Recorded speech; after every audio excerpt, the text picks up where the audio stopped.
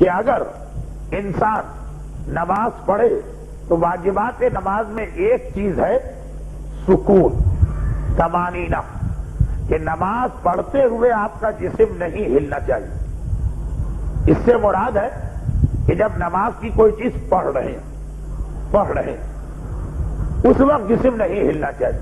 ہاں، اگر نماز کو آپ روکے ہوئے اس وقت اگر آپ ہلنا چاہیں تو نہ صرف یہ کہ اجازت ہے بلکہ کبھی کبھی سنت اور کبھی کبھی واجب۔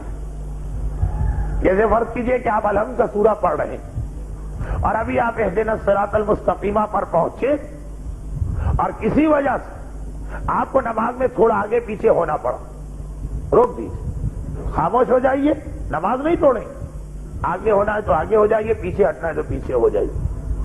کوئی نمازی آپ کے برابر میں آ گیا، گھر والے کو کہیں جانے کا راستہ دینا، قبلے سے ہٹے بغیر نماز کے درمیان موومنٹ جائز، لیکن شرط یہ ہے کہ اس وقت کچھ پڑھنا رہے، روک دیجیے۔ اور کبھی مستحب ہے، مستحب کب ہے کہ بطور مثال نماز پڑھ رہے ہیں اور کوئی ایسا آدمی آ گیا جس کا قرضہ آپ کو دینا اور آپ نے اس کو بلایا بھی اتنے بجے تھا کہ 2:30 بجے آ جانا۔ اب اس وقت آپ کی جیب میں پیسے بھی پڑے، آپ اس کے لیے پیسے رکھ کے انتظار کر رہے تھے، اس کو آنے میں 5 منٹ دیر ہوئی، آپ نے نماز شروع کر دی۔ اب ایک طریقہ تو یہ ہے کہ آپ پہلے نماز ختم کریں پھر اس کا پیسہ دیں، اور ایک یہ کہ نہیں ہاتھ کے ہاتھ اس کو پیسے دے دیں، قرض دار قرض خواہ کو، یعنی جس نے آپ کو قرضہ دیا اسے کیوں تاخیر کروائیں، جتنا جلد دیں گے اتنا ثواب۔ اب یہاں مستحب ہے کہ نماز روک لی، توڑیے نہیں، پڑھتے بھی روکیے، اس کے بعد یہ وغیرہ سے پیسے نکال کے دیجیے اور اپنی نماز جاری دیجیے۔ اور کہیں تو واجب ہے، واجب کہاں ہے؟ نماز پڑھ رہے بچے آ کے سجدے کا لے گئے، لیکن آپ کے اطراف میں کہیں پر ایسی جگہ پر دوسری سجدے کا موجود کہ قبلے سے ہٹے بغیر آپ اس کو اٹھا سکتے، بس یہ کہ چند قدم چلنا پڑے گا، تو آپ غلط چیز پہ سجدہ تو جائز نہیں، واجب ہے کہ آپ اپنی نماز روک دیں۔ 2 قدم آگے گئے، میل رکھی تھی وہاں سے کاغذ لیا، سجدے کا سے مطلب یہ ہے کہ کوئی بھی سجدے کی چیز چاہے ویسی ہی ہو جیسے بچہ لے گیا چاہے کوئی اور، یہ واجب ہے، کیونکہ اگر آپ یہ کام نہیں کریں تو کیا کریں گے؟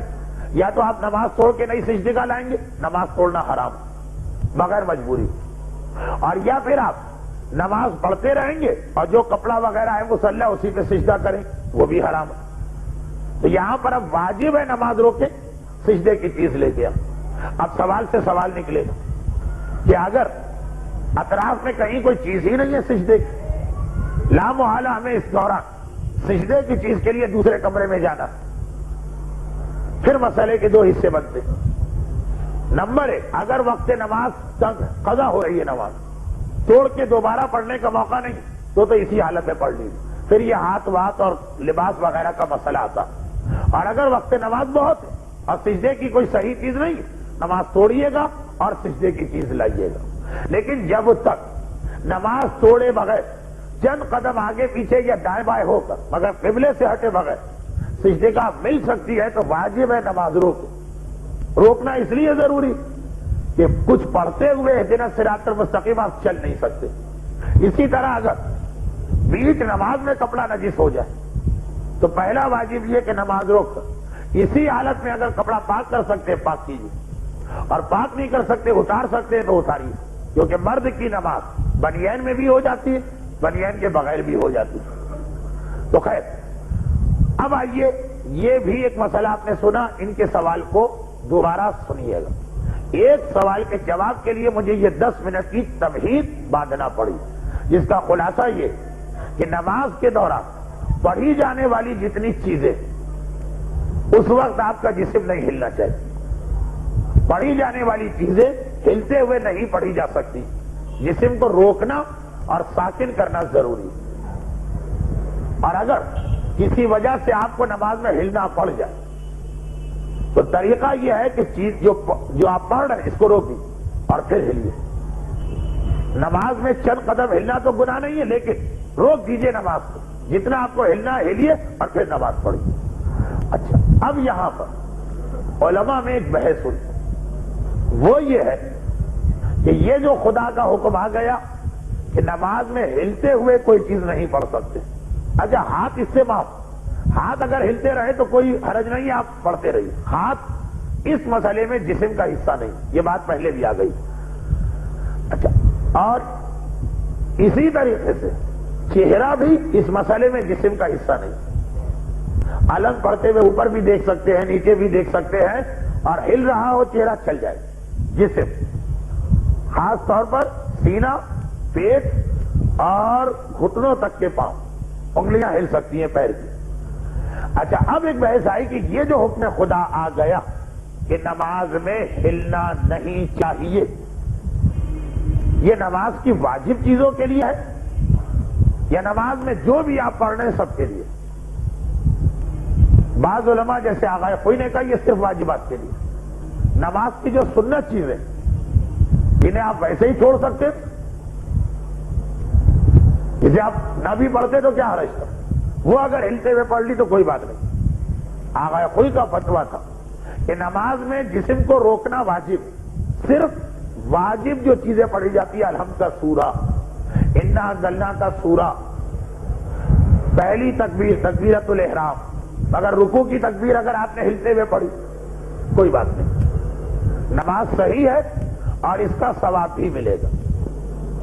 آغا خمینی کا نظریہ تھا کہ نہیں, واجب چیزیں بھی ہلتے ہوئے نہیں پڑھنا, اور جو اس نماز کی سنت چیزیں ہیں وہ بھی ہلتے ہوئے نہیں پڑھنا.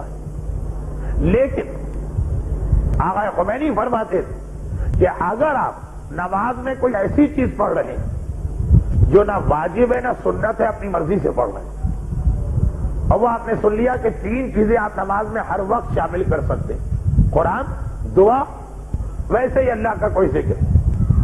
تو اللہ کے کچھ ذکر ایسے ہیں جو نماز میں مستحب, وہ والے آغا خمینی کے نزدیک اس میں بھی جسم کو روکنا. لیکن جو چیزیں آپ اپنی مرضی سے پڑھ رہے ہیں, نہ اسلام نے واجب کی نہ سنت, اس میں اگر جسم ہلے تو کوئی حرج نہیں. یہ 2 مسئلے ہمارے یہاں مشہور.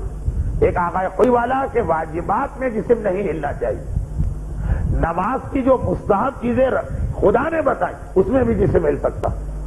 اور ایک امام خمینی والا فتویٰ کہ واجب چیز میں بھی جسم نہیں ہلنا چاہیے, سنت میں بھی نہیں ہلنا چاہیے. ہاں, جو چیزیں اپنی مرضی سے آپ نماز میں ملا رہے اس میں اگر جسم ملے تو کوئی حرج نہیں. اور اب یہ فرماتے ہیں, البتہ آغا سیستانی وہی فتویٰ دیتے ہیں جو آغا خوئی کا. رحمتك يا أرحم الراحمين وصلى الله على محمد وآله الطاهرين.